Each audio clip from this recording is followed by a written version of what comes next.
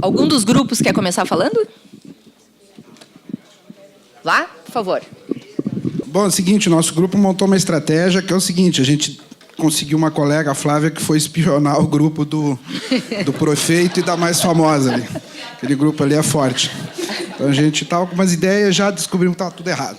Então, é o seguinte, em relação ao item 1 ali, a inclusão do município.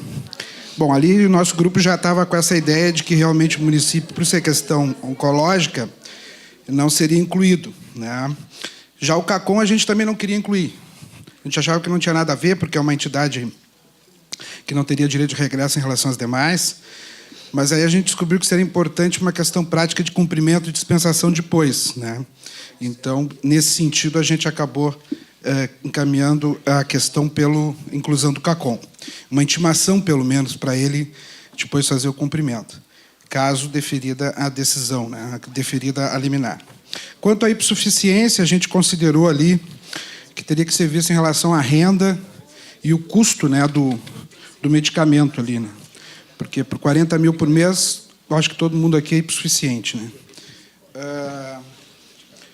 Aí veio a questão da possibilidade de substituição por outro medicamento. Aí a gente deu uma consultada, o Alessandro deu uma consultada no NetJus de Minas, e o pessoal lá entende que esse remédio não deve ser aplicado, não deve ser utilizado, porque existe uma baixa efetividade, uma relação de custo e efetividade baixa, e haveria um alto grau de toxicidade.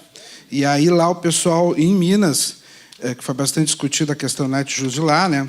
A dacarbazina seria o produto, o remédio, o medicamento que seria indicado. Então, essa relação custo-efetividade parece que pegou forte lá.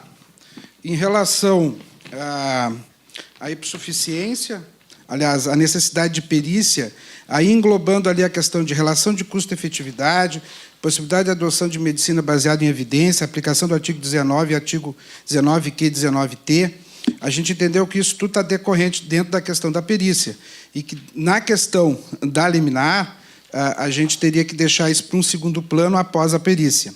Em caso de deferimento da medida do SUS, aí quem seria imposto o ônus financeiro e o ônus de compensação? O financeiro seria da União, a dispensação pelo Estado, com a execução pelo CACOM. Seria essa, em síntese, as nossas conclusões a respeito dessa problemática submetida ao grupo. Tá ok? Tá ok. Microfone. Mais algum grupo voluntário? Necessidade de inclusão do município, não, porque solidariedade. Inclusão do CACOM também não, porque responsabilidade é da União. Tem a divergência, Paula, acho que deveria incluir o CACOM. Isso. Hipossuficiência não, porque a medicação oncológica está dentro do tratamento do SUS. Substituição por outro medicamento com custo que se enquadre no valor da PAC, sim, né, se for demonstrado tecnicamente que existe essa possibilidade, por perícia e pareceres, enfim, trabalho do NetJus. Relação de custo-efetividade, a gente achou que não, porque, normalmente, medicação oncológica ela é cara, não é? E, muitas vezes, a expectativa de sobrevida ela é pequena, então, achamos que não seria adequado fazer essa análise, relação custo-efetividade. Medicina baseada em evidências, sim. Aplicação do artigo 19Q, sim. Necessidade de perícia, sim. Até em função do custo da medicação e da complexidade da área oncológica. Ônus financeiro, União. Ônus de compra e dispensação, o CACOM, em virtude da peculiaridade da medicação oncológica. E, caso de deferimento, a dispensação via CACOM e não diretamente ao autor. Seria isso. Paula, quer falar? Sim, sobre a inclusão do CACOM, são 2 pontos. Em Porto Alegre, normalmente, nós colocamos o CACOM como interessado para possibilitar, para facilitar as intimações. nós já fizemos uma ou duas tentativas de inclusão do CACOM como réu no processo. A parte normalmente não coloca o CACOM como réu, então vem sempre o Estado e a União somente. Me parece que no estudo do caso, acho que foi colocado propositadamente. Essa questão acho que foi colocada de propósito, porque está especificado ali no caso que foi o médico do CACOM que receitou, mas mesmo assim o CACOM negou, né, expressamente o fornecimento, porque diz que a PAC não cobre. Então, lá na vara, nós já fizemos uma tentativa de colocação do CACOM, numa situação em que a parte, acho que foi a parte, né, Francisco, que falou qualquer coisa sobre isso, ou colocou o CACOM no polo, e nós mantivemos. Porque eu acho que existe uma certa responsabilidade do CACOM, uma vez que o hospital recebe uma verba e o hospital é que define qual é a medicação que vai aplicar. Então, o tratamento na oncologia não é medicamentoso, sim, é um tratamento global. E acho que falta um entendimento maior assim dos hospitais e do Ministério da Saúde. Claro que a gente sabe que tem questões burocráticas que estão envolvidas aí, não estão ao nosso alcance resolvê-las. Mas se o gestor do hospital indica a utilização daquela medicação, aquela medicação, por vezes, até está no protocolo clínico de tratamento da doença, me parece que o hospital tem uma certa responsabilidade, sim, de talvez tentar um fornecimento ou algo assim. Não sei como se resolveria isso depois no final, né? Porque aí eu até tentaria colocar. Eu sei que o tribunal não mantém o CACOM no polo passivo. Como interessado, sim, até não tem nenhuma divergência quanto a isso, os CACOMs não se insurgem, né? Mas no polo passivo o tribunal exclui. Nesse nosso caso, me parece que o tribunal reformou, né, a decisão e excluiu o Hospital de Clínicas. No final, ainda, quanto ao cumprimento, também não sei como faria a questão do ônus financeiro. Realmente, se eu incluo o CACOM, depois, no fim, como é que eu vou resolver? Né? Fica só com a União? Ou o CACOM teria parte nisso? Então, no final, assim, na prática, a inclusão do CACOM realmente fica meio complicada. Mas eu acho que poderia ser uma tentativa, poderíamos discutir um pouco sobre isso, até na parte da tarde, falar um pouco sobre como isso funciona. É isso. Doutor Loraci. Eu não sei, senhor presidente, não dá para nós ir debatendo por ponto, porque senão todo grupo fala, todo grupo vai falar, e não dá para nós ir por pontos, que daí eu acho que um grupo diz que tem divergência, né?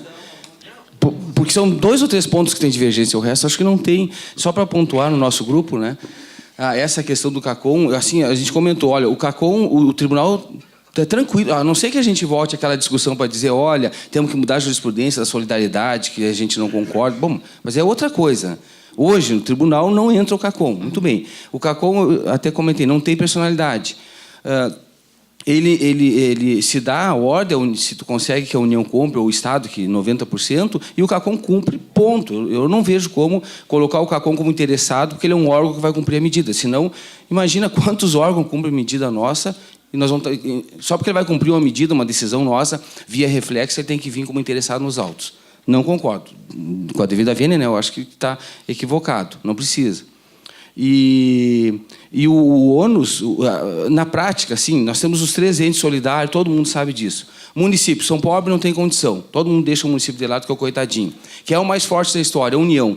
Nós somos muito fortes em relação ao Estado, porque o Estado, até hoje, ele não achou uma fórmula que a gente não pegue o dinheiro dele. Da União a gente não conseguiu. Então, a União, que é rica, toda poderosa, tu não consegue pegar dinheiro dela. Como é que tu consegue? Do Estado. Então, o ônus, na prática, sempre é do Estado. E depois eles vão fazer a compensação, a famosa aquela que... bom, daí tu vai ver, mas o medicamento oncológico deve ser da União, então a União vai ter que pagar o Estado na via administrativa. Mas, na prática, sempre nos processos, que eu saiba, a não ser que cada colega consiga uma concretude para solucionar por outras vias, mas qual é o 98%? A gente vai lá, a União não cumpre, tu vai lá e bloqueia dinheiro do Estado, aquele dinheiro tu compra medicamento, o CACOM já compra, tu manda o CACOM comprar, ele compra, aplica e está resolvido. Me parece que essa é 90% dos casos. Essa questão do tribunal, sim, é tranquilo, né? Muito tranquila a posição de exclusão do CACOM, do polo. Só salvo engano, eu ainda não encontrei nenhum precedente em que isso que tenham sido examinadas as questões que eu coloquei. dessa questão. Por isso que a gente tentou fazer isso neste processo, para tentar. Se eu puder, eu vou fazer em algum outro, assim, dependendo da situação que eu encontrar, para provocar essa discussão sobre o CACOM, a responsabilidade do médico, que é o gestor do hospital, e ele está atuando via SUS, mas ele está prescrevendo uma medicação que o SUS, a princípio, não vai deferir, ou até está no protocolo, mas, enfim, a verba não é suficiente. Eu queria só suscitar a discussão. E só para fazer um acréscimo, o Louraci menciona a inclusão de órgão, que a gente não inclui órgão. Na prática, a gente faz a inclusão do hospital ao qual o CACOM está vinculado. Então, no caso, a gente inclui o Conceição, a gente inclui o Hospital de Clínicas, naquela perspectiva referida pelo Oscar, de os terceiros terem o dever de colaboração. Como é ele quem vai ter que implementar essa decisão, porque o tribunal, inclusive, sumulou que a dispensação tem que ser feita através do CACOM. E o que acontece? Quando o Estado está no processo, o Estado faz a aquisição da medicação e o Estado entrega a medicação para o CACOM, que faz a dispensação. Qual é a nossa dificuldade? É quando o Estado não está no processo, ou lá no Rio Grande do Sul a gente tem acesso ao sistema AME, que é o sistema de dispensação de medicamento. E a parte vem e informa no processo que o Estado vinha dispensando medicamento, mas que ela já foi retirar para o próximo ciclo quimioterápico, que não tem o medicamento no estoque, não tem ata de registro de preço para aquele medicamento, o Estado está sem dinheiro, o Estado não vai comprar, daí a parte vem e diz no processo, olha, eu já estou há X tempo fazendo o medicamento, traz o atestado atualizado do médico, inclusive, dizendo que o tratamento tem uma evolução adequada em função da utilização da medicação. Daí o que acontece? O Estado está nesse processo. Aí a gente consegue fazer um bacenjude do recurso do Estado, pegar esse recurso e, no caso do Hospital de Clínicas de Porto Alegre, transferir esse recurso para o Clínicas fazer a aquisição do medicamento. De o Clínicas, se comprou por um valor menor, ele restitui esse dinheiro nos autos e segue o tratamento. Ou seja, quando há o descumprimento e o Estado está no processo, a gente consegue o recurso, o hospital faz a aquisição e segue fazendo a dispensação. A nossa grande dificuldade é quando o Estado não está no processo. Eu não consegui cumprir nenhuma decisão até agora quando o Estado não está no processo. E naquelas situações em que a gente já vendo que está sem o medicamento no estoque, sem ata de registro de preço para aquisição, quando a gente decide, porque a nossa dinâmica é sempre determina o Estado, determina o Estado, determina o Estado. Quando a gente determina que a União faça o depósito, porque o Estado vem cumprindo, mas a gente já viu que não vai mais ter como. A gente faz a determinação para que a União faça o cumprimento estabelece prazo para ela fazer depósito para não descontinuar o tratamento, inclusive arbitra a multa, porque, na verdade, em relação à União já tem o descumprimento, né, há muito tempo. Daí o tribunal afasta a multa e diz que tem que esperar que o Estado venha cumprindo, enfim, e daí, na prática, a pessoa descontinua o tratamento e se perde o benefício terapêutico e todo o recurso que já se investiu naquele processo. Assim, é muito aflitivo e triste. Está interessado para colaborar e a inclusão dele é para facilitar as comunicações do juiz, entre o juiz e o hospital, porque lá nós temos 5 hospitais em Porto Alegre, 5 CACOMs, tá? Só isso.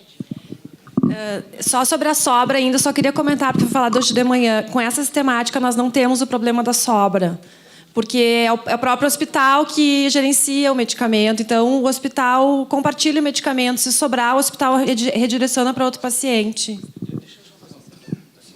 Eu acho que não é bom polarizar, os outros colegas têm que ser, mas essa questão do medicamento, da sobra, lá em Santa Maria a gente havia aberto uma conta bancária.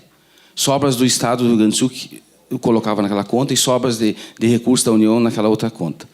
Aí o Estado entrou na corregedoria para nós fechar, foi fechada a conta do Estado, e aí ficou só a conta da União para nós poder administrar isso, a conta judicial. Mas aí você conseguiu que o CACOM, direto, o Hospital Universitário, ele que compra, como eu falei ontem, ele vai lá pelo preço do Ministério da Saúde, 50%, 80% mais barato. Resolvido, ele aplica a medicação, se for o caso de descer via CACOM. A curiosidade que eu vi aqui, que queria ver a manifestação dos colegas, é a ideia, o Judiciário tenta resolver, né? Então tem ideias bem interessantes. E acho que a Grazi mesmo colocou, por exemplo, exemplo, como eu falei, tu não tem a fórmula para pegar dinheiro da União, não tem. Muito fácil eu pegar do Estado, tranquilo. Mas o Estado pode não estar no processo. Aí complicou e, enfim, qual é uma ideia que surgiu, os colegas falaram aí?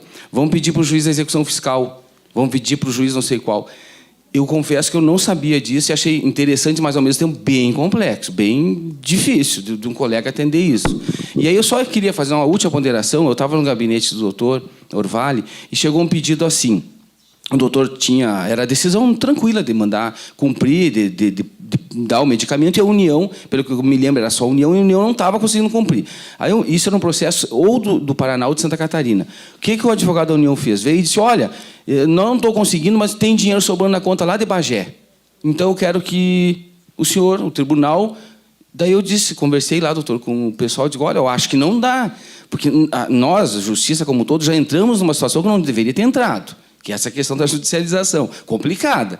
Agora, se nós vamos entrar nisso, o tribunal vai começar a administrar a conta lá de Bagé com a Bossoroca ou com Blumenau, como é que nós, daqui a pouco, olha o que vai ser criado. Então, são situações bem interessantes e que, às vezes, a própria União, né, doutor, encontra uma solução inteligente para tentar, mas que nós temos que trabalhar bem isso para ver como é que vai ficar. E, dentro do possível, eu acho que num encontro como esse, é tentar buscar soluções uniformizadoras. Só em relação a essa sugestão que você colocou de pegar valor, enfim, de execução fiscal de outras varas, aqui em Curitiba eles estão fazendo isso na vara de saúde. Porque a União vem descumprindo desde novembro do ano passado, naqueles casos em que só tem a União, não tem depósito, você não consegue fazer o Bacenjude, porque, enfim, o Bacenjude não alcança nem uma conta da União, nem no Ministério, nem do Fundo Nacional de Saúde, nem de lugar nenhum. Então, eles estão pegando em outras varas. Eu só queria fazer um adendo ali com essa colocação do Loraci, até porque eu questionei a pergunta anterior sobre a questão do eventual remanejamento de valores ou de conta do executivo fiscal, porque assim, ontem nós discutíamos a situação da vaga em hospital e até a questão do Loraci lá, se o procedimento que ele fazia, ele estava furando a fila ou não.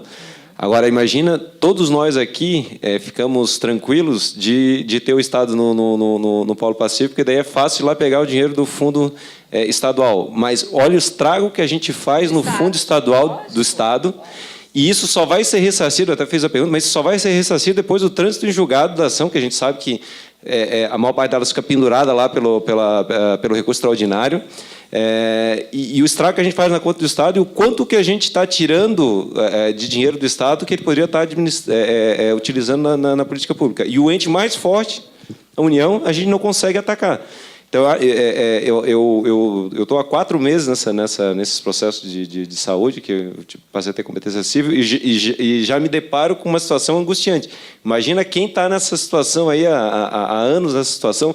Então, por isso que até eu acho que essa questão do cumprimento, eu acho que é uma das questões mais importantes aqui para a gente discutir. Eu acho que tinha que ter realmente algum caminhamento nesse sentido. Por mais difícil que seja para resolver depois a União, a questão da conta, se vai sair de um executivo fiscal que não tem nada a ver com fundo de saúde, mas alguma solução para o processo tem que ser dada, porque essa de botar o Estado e sequestrar o dinheiro do Estado, a gente indiretamente está causando um estrago significativo na política pública estadual. E aquela preocupação que a gente teve ontem de não tirar a vaga de um de outro para fazer uma cirurgia, a gente não tem quando a gente vai lá e simplesmente sequestra o dinheiro do Estado, que para a gente resolve, que é o mais fácil, mas a gente não enxerga o que isso vai gerar na política pública estadual e as dificuldades que já se têm acentuadas, né?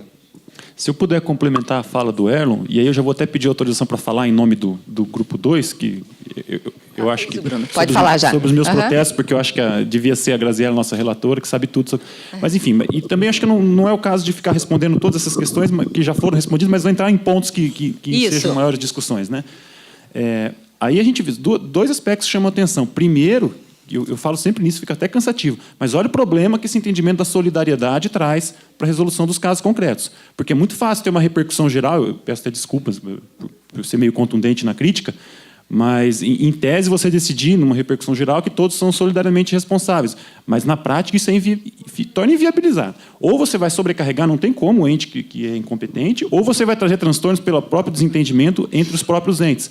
Uma alternativa que eu venho adotando nos meus processos, parece que, pelo que eu entendi, a Graziela também faz alguma coisa parecida lá, para evitar a nulidade de processo, porque se você manda trazer algum dos entes como litisconsorte necessário ou exclui algum do processo e houver recurso contra isso, inevitavelmente a decisão vai ser reformada.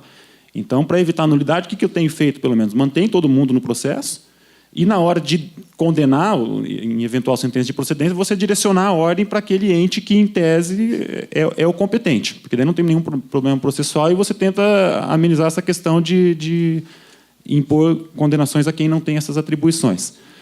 Mas, às vezes, a gente não consegue. E aí é o segundo ponto que eu chamo a atenção, que é a solução que a Graziela falou, que o Louraci estava questionando também. A gente consegue, efetivamente, o cumprimento, nessas ações de medicamentos, especificamente, do Estado, do ente estadual. É ele que cumpre essas decisões. O município não tem condições, a União, a gente não tem meios, a verdade é essa. Nós não temos meios de cumprir as nossas decisões. Isso me traz uma inquietação muito grande, porque, na prática, a nossa ordem ela não vale contra a União.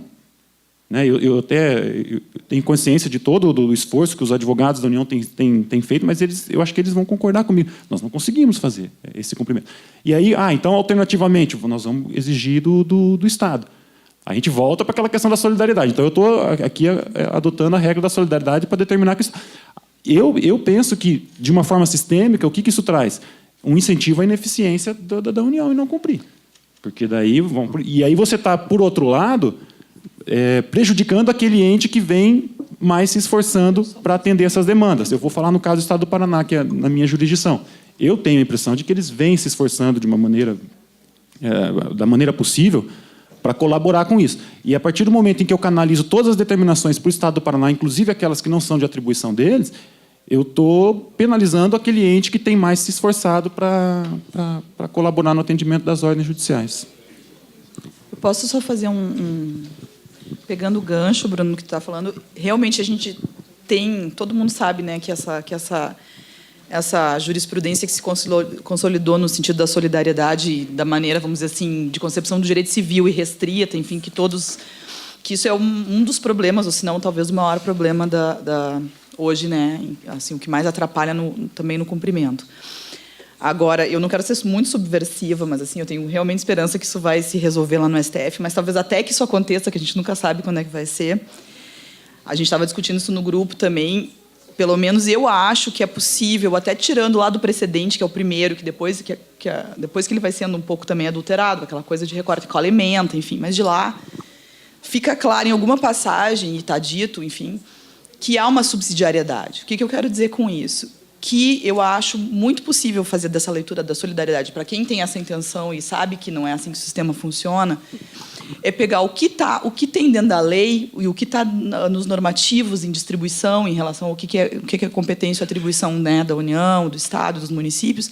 É claro que a gente, como juiz, pode fazer isso, né? E eu para tentar, vamos dizer assim, contemporizar isso com a necessidade de cumprimento, que a gente sabe que, às vezes, é muito difícil fazer a União cumprir.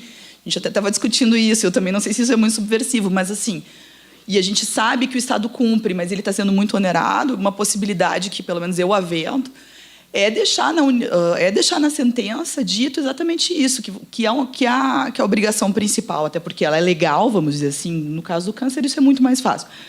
Que o custeio é da União, e aí...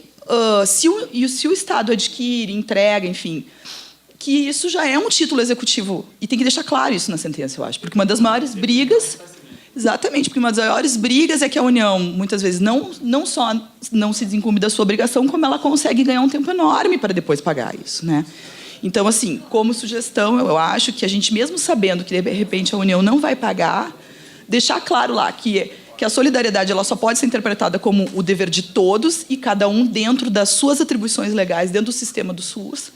E, nesse sentido, se a ONCO é primordialmente o custeio, pelo menos pela União, que a obrigação principal e de custeio é da União, botar multa, etc., e já deixar que isso vai e deixar o Estado, claro, que a gente não vai excluir o ente, mas deixar o Estado na lide para até que ele pague, mas deixar claro também que ele vai ter, que ali já se constitui um título para ele se ressarcir disso.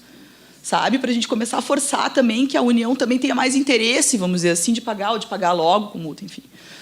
Porque eu acho uma possibilidade dentro dessa leitura, eu sei que essa STA 175 ela é grande, enfim, Mas, assim, às vezes a gente ir buscar lá até esses fundamentos, porque lá tem vários trechos e pares que falam nessa subsidiariedade, né? E falam que a gente não pode esquecer que a lei também 8080 ela já faz essa subdivisão, e eu até brinco, porque em questão de educação ninguém duvida que se você tiver que entrar com uma demanda para pedir creche, você não entra contra a União.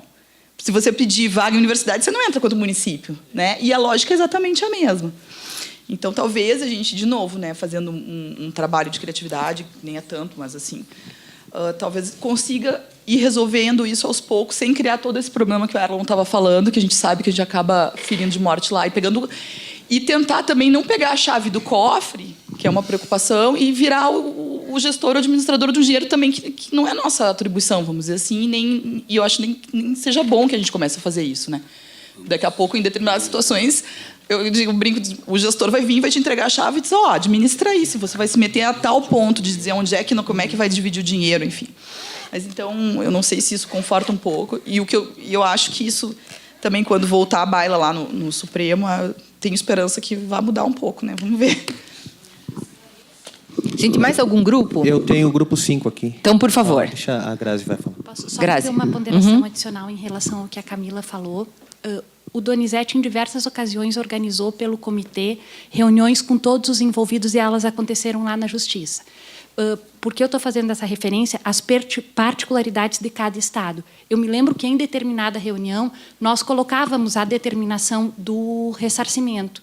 E, numa determinada reunião, a PGE, porque a nossa preocupação aqui está, na verdade, que o Estado está na verdade, né, suportando esse ônus financeiro, a PGE disse: não coloquem distribuição e disciplina a respeito do ressarcimento, porque isso faz com que a União recorra e essa discussão se prolongue no âmbito judicial e, administrativamente, nós, sem essa interferência, vamos postular o ressarcimento. Então, naquela ocasião, o próprio Estado nos pediu para não entrar na discussão a respeito do ressarcimento financeiro. Faz tempo eu não sei se isso, eu acho que faz um ano e meio. Eu não sei se isso, na perspectiva do Estado do Rio Grande do Sul, se alterou ou não, né? Mas, na verdade, eu acho que tem que ser uma construção muito conversada e coletiva para a gente, com uma decisão que acha que está ajudando, na realidade, às vezes, pode estar causando um prejuízo no ressarcimento desses valores. Vou falar pelo grupo 5. A maioria dos pontos a gente já reiterando o que os outros grupos já falaram, eu vou tocar em alguns pontos que são um pouco controvertidos e que até complementam aquilo que os colegas vêm falando. Uma questão que todo mundo falando aqui que é melhor quando o Estado está, porque consegue pegar o dinheiro, isso não resolve o problema de que quando está só a União. Isso é pacífico, não resolve. Então, está só a União, a gente não vai ter o que fazer em tese. Eu confesso que me surpreendeu esse problema dos colegas, porque eu nunca tive problema em bloquear dinheiro da União.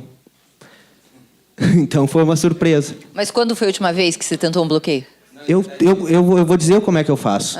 Existe uma verba da União que entra todo mês nas varas, que não é vinculada a nenhum fundo, a nenhum projeto, a nada. São os recolhimentos de imposto de renda dos alvarás, das precatórias e das RPVs. Eu simplesmente oficio ao banco para que deixe de recolher o imposto de renda devido à União e encaminhe para o processo. Simples. É isso que eu faço. E a União acaba... O dinheiro está lá. Não é vinculado a nada. Vai direto para o Caixa Único da União ainda. Vai para o Tesouro. Eu pego ele antes de ir para o Tesouro. Então, essa é a solução que eu adotei. Ainda bem que não tem ninguém da AGU para ouvir, né? O problema vai para a PFN, exatamente. Mas, para mim, PFN e AGU são órgãos que respondem pela mesma União. A outra questão é quanto ao CACOM ser incluído. Eu acho, assim, o nosso grupo achou que é possível, mas eu não vejo vantagem nenhuma em colocar o CACOM, porque, na verdade, o CACOM já está dizendo que não tem como custear, que a APAC não custeia, embora o médico tenha receitado aquele medicamento. O que vai partir, uma análise do juiz, é ser aquela prescrição dentro da medicina baseada em evidência se sustenta ou não. E aí, a questão da dispensação dos medicamentos, eu vou dizer como é que a gente faz lá em Rio Grande também. Existem 2 hospitais lá em Rio Grande, que são a Santa Casa, que é o CACOM, e existe o Hospital Universitário, da FURG. O Hospital Universitário tem a Fundação de Apoio ao Hospital Universitário. Toda a verba para comprar medicamentos, eu encaminho para a Fundação de Apoio, porque ela compra através das compras do Hospital Universitário. Com isso, elas conseguem preços melhores do que está orçado no processo.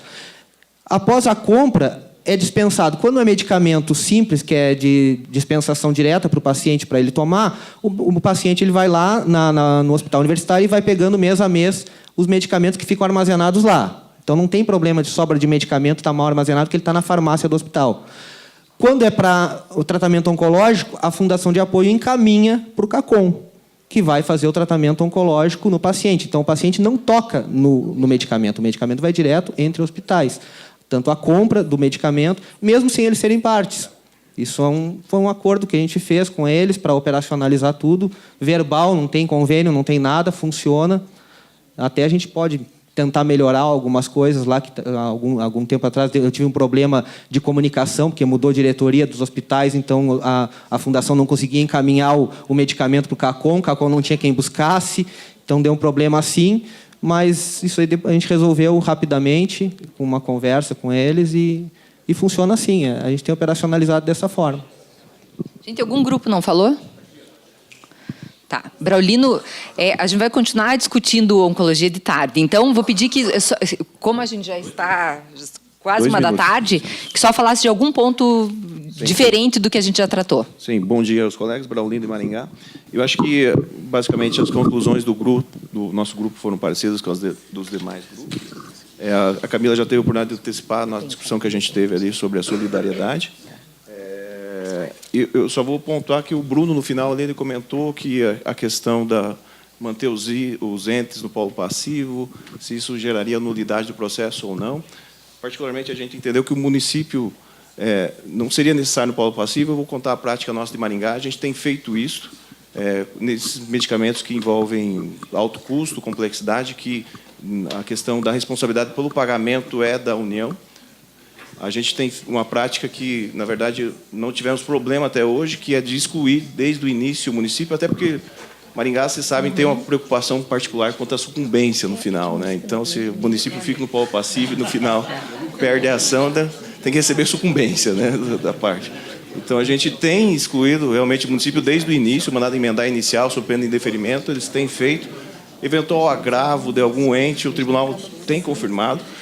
Inclusive, nessas iniciais, a gente tem despachado como a prática aqui no Paraná é o Estado mesmo cumprir. A gente não tem problemas sérios em relação a isso, que a prática nossa é determinar o Estado do Paraná o cumprimento e a União o pagamento.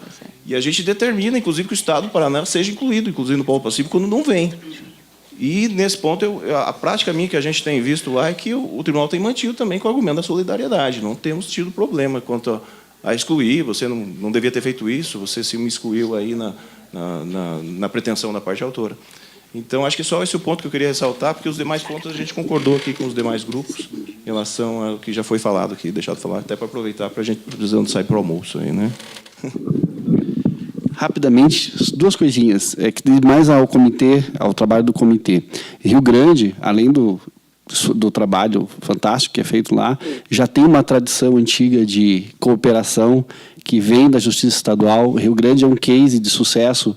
Quando a gente começou o trabalho no comitê, em 2009, o Ministério Público do Estado já trouxe esse case e, a partir dele, muitas coisas foram construídas. Só. Em relação ao bloqueio do Estado, porque no Rio Grande do Sul não é porque o Estado é bonzinho. Então, tem uma história por trás. Tá? A judicialização era maciça no Estado do Rio Grande do Sul. Era uma coisa absurda, assim. Criou muita tensão entre o Poder Judiciário gaúcho e o governo do Estado. E isso, afinal de contas, depois de muito trabalho do juiz estadual, que hoje é desembargador no Tribunal de Justiça, foi uma solução que a questão de oferecer uma disponibilidade de bloqueio. Então, ele foi construído durante muito tempo e foi a solução que se chegou no âmbito do Estado para atender a Justiça Estadual, que acabou se transportando para a Federal por causa da solidariedade. Só isso. Ok, então acho que encerramos aqui esse trabalho em grupo.